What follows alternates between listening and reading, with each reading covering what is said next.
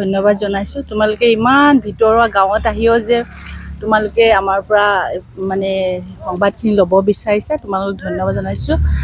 নিশ্চয় আমাৰ এইবাৰ বৰপেটা লোকসভাৰ হেৰিত বুলি নহয়, আমাৰ গোটেই সমষ্টিৰ আমাৰ এইবাৰ পৰিশ্ৰম ফণীভূষণ ডাঙৰীয়া, তেওঁ আজি 40 বছৰ ধৰি বিধায়ক হৈছে, চবেই জানে।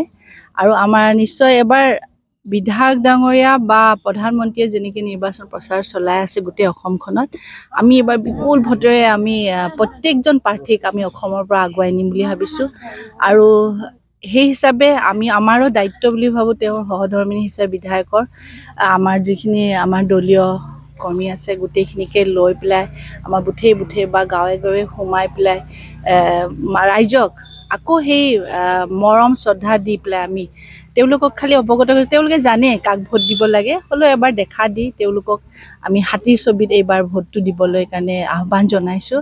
আৰু তেওঁলোক ইমান মনৰ ভাৱেৰে তেওঁলোকে ওলাই আহিছে, চবেই এই গৰমত দুপৰীয়াখন গোটেই মহিলাখিনিয়ে আহি এনেকৈ যে এটা মিটিঙত তেওঁলোকে এটেণ্ড কৰি পেলাই আমাক সাহস দিছে।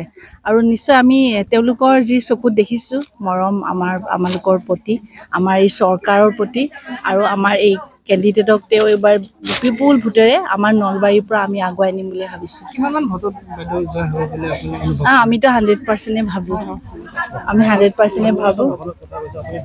কি হৈছে, ডাঙৰ মিটিংবিলাক যিহেতু আমাৰ ডাঙৰ ডাঙৰ লিডাৰবিলাক আছে, তেওঁলোকে কয় মইতো একো পাৰ্টিৰ কোনো লিডাৰ নহয়, মই তেওঁৰ সহধৰ্মিনী আছোঁ। আৰু মই যোৱাবাৰ ইলেকশ্যনত প্ৰচাৰত যেতিয়া গাঁৱে ভূঞে গৈছিলোঁ, ভিতৰ অঞ্চলত য'ত ডাঙৰ মিটিং নহয়, সেইবোৰত গৈ আমাৰ যিখিনি সতীৰ্থৰ লগত মই মিটিং কৰি তেওঁলোকক কৈছিলোঁ যে মই আপোনালোকৰ মাজত সদায় থাকিম। সেয়েহে মই ভাবোঁ এইবোৰ মিটিঙত মই ৰাইজক ওচৰৰ পৰা পাম। মিটিঙত ডাঙৰ মিটিংবিলাকত মানে ষ্টেজত বহি বা মোৰ ইমান অভিজ্ঞতা নাই ডাঙৰকৈ ভাষণ দিয়া, এওঁলোকৰ মাজত আহি যি মই সৰলতা দি মনৰ কথাখিনি ক'ব পাৰোঁ, চাগে সেই ডাঙৰ মিটিংখনত নাপাওঁ। সেয়ে মই ৰাইজৰ এনেকৈ আহি বেছি ভাল পাওঁ। মহিলা মৰ্চাই কেনেকুৱা ধৰণৰ সহযোগিতা জনাইছে মানে নিৰ্বাচনটোৱেই তেওঁলোকে একদম এটা উৎসৱৰ নিচিনাকৈ খেলি নিৰ্বাচনত তেওঁলোকে সহযোগিতা কৰি এই বিজেপি চৰকাৰখন কেন্দ্ৰত নৰেন্দ্ৰ মোদী ডাঙৰীয়াক তৃতীয়বাৰলৈ অধিষ্ঠিত কৰাবলৈ আৰু ফণীভূষণ চৌধুৰী ডাঙৰীয়াক ইয়াৰ পৰা MP হিচাপে তেওঁ কেন্দ্ৰলৈ পঠিয়াবলৈ যিটো তেওঁলোকে প্ৰস্তুতি চলাইছে, মই নিজে আহি দেখি মই একদম খুব উৎফুল্লিত হৈছোঁ। এই নিশালৈকে আপোনালোকে দেখিছে নিজেই তেওঁলোকে কেনেকৈ আহি পেলাই মানে আমাক উৎসাহ জনাইছে। আৰু তেওঁলোক খুব আস্থা বিশ্বাসত ৰাখিছে এই চৰকাৰখনক, কাৰণ তেওঁলোকে বহুত উপকৃত হৈছে। যিবোৰ আঁচনি দিলে সেইবিলাক আঁচনি ফলপ্ৰসূ আঁচনি হয়, কোনো ভুৱা আঁচনি নহয়। আগতে কংগ্ৰেছৰ দিনত যিবোৰ আঁচনি দিছিলে সেইবিলাক তেওঁলোকক আমি কেতিয়াবা গাঁৱত গ'লে সুধিলে তেওঁলোকে কয় যে আমাক এইবিলাক ভুৱা কথা কৈছিলে, আমি এইবিলাক গম পোৱা, আমাৰ নাম লৈ যাব, আমাক বস্তু নিদিয়ে, আমাক সূতা কম্বলৰ ৰাজনীতি দেখাইছিলে, সূতা কম্বলৰ ৰাজনীতিৰ জৰিয়তে আমাৰ মাজত কাজিয়া লগাইছিলে। কিন্তু এতিয়া প্ৰতি ঘৰৰ যি পাবলগীয়া যোগ্য তেওঁলোকক অৰুণোদয় আঁচনিয়েই হওক, ৰেচন কাৰ্ডেই হওক, এইখিনি দিছে। আৰু এতিয়া আটাইতকৈ ডাঙৰ কথা, আমি অলপ দুখীয়া শ্ৰেণীৰ মানুহে আমি চিন্তা কৰোঁ যে আমাৰ ল'ৰা ছোৱালীকেইটাই আজিকালি দেখিছে কিমান টেলেণ্টেড ল'ৰা ছোৱালী, তেওঁলোকে ইমান ভালকৈ পাছ কৰে, কিন্তু আমি পঢ়াবলৈ অসুবিধা হৈ যায়। এই নিযুত মইনা আঁচনিখনৰ জৰিয়তে তেওঁলোকে কেনেকৈ উপকৃত হৈছে ল'ৰা ছোৱালীক যেতিয়া পঢ়াবলৈ। এতিয়া অলপ দিনৰ আগতে মেট্ৰিক পাছ কৰিছে, আমি খবৰ ল'বলৈ গৈছোঁ, খুব সুন্দৰ পৰিৱেশ, মাক দেউতাকৰ মনত খুব উৎসাহ, কাৰণ কিয় তেওঁলোকে ল'ৰাটোৰ ভালকৈ পঢ়ুৱাব ল'ৰা ছোৱালীক আৰু পঢ়াই পেলাই এজন সুনাগৰিক হিচাপে তেওঁলোকে গঢ়িব। আৰু ঠিক তেনেদৰে আমাৰ নৰেন্দ্ৰ মোদী ডাঙৰীয়াই, মই অলপ আগতে ভাষণত ক'লোৱেই, আপোনালোকে সকলোৱে জানে যে গেছৰ পৰা আদি কৰি উজ্বলা গেছৰ পৰা আদি কৰি আমাক টয়লেটৰ পৰা আদি কৰি আমাক কিষাণ নিধিৰ পৰা আদি কৰি বিভিন্ন আমাক সহায় কৰিছে আৰু ভাৰতবৰ্ষখনক বিশ্বগুৰু আসনলৈ লৈ যাবলৈ চেষ্টা কৰিছে। আৰু আমাৰ মুখ্যমন্ত্ৰী ডক্টৰ হিমন্ত বিশ্ব শৰ্মা ডাঙৰীয়াৰ সপোন যে আমাৰ 5খন উন্নত ৰাজ্যৰ ভিতৰত আমাৰ অসমখনো যাতে এখন হওক, সেইটো তেওঁ বিচাৰিছে। আৰু তেওঁৰ সেই আশাত আমি তেওঁক আগবঢ়াই লৈ যাম।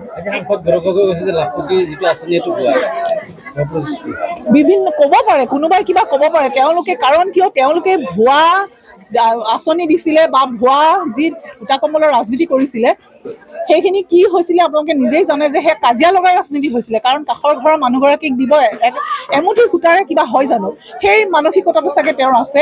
সেইকাৰণে তেওঁলোকে দেখা পোৱা নাই, তেওঁলোকে অনুধাৱন কৰিব পৰা নাই।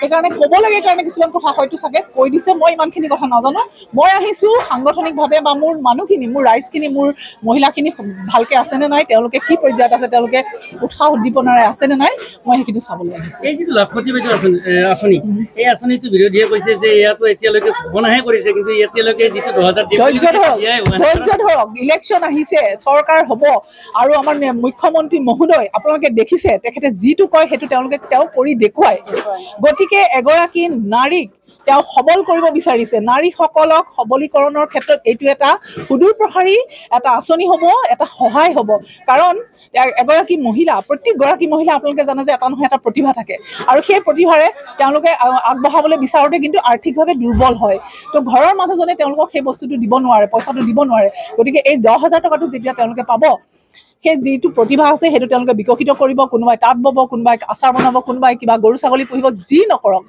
সেইখিনি কৰাৰ পিছত 10,000ৰ পৰা 25,000 25,000 50,000 1 লাখলৈকে কৰি পেলাই আৰু আপোনালোকে জানে মহিলাসকল সদায় এইবিলাকত দায়বদ্ধ থাকে আৰু ঘৰখন যিহেতু তেওঁলোকে সুন্দৰভাৱে চলায় আৰু তেওঁলোকে কিবা এটা আৰ্ণ কৰি পেলাই ঘৰখনো চলায় Join BSc Nursing and GNM at St. Martha Institute of Nursing Guwahati under SM Group of Institutions.